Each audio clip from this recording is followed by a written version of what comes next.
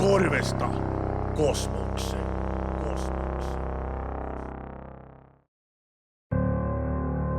Tom Nostra Productions. Willa Valma Studios.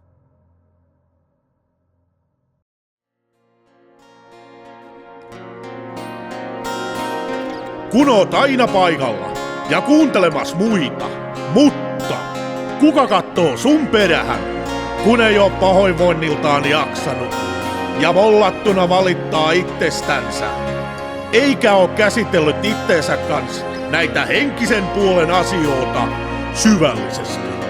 Silloin on päästävä sisäisistä kipusignaalista erohon lohduttamalla ittiänsä väärillä valinnoilla, jotka luuloo olevansa oikein, unohtaen sisimmässään tärkeimmän ja samalla joutuen hukkahan itseltänsä. Itteensä lohdutus sihin tuomalla hellän valheellisella syleilyllä aiheuttaa lisää vaikeita kaikuja, jotka vainuaa sua äänettömän pimeyden keskellä.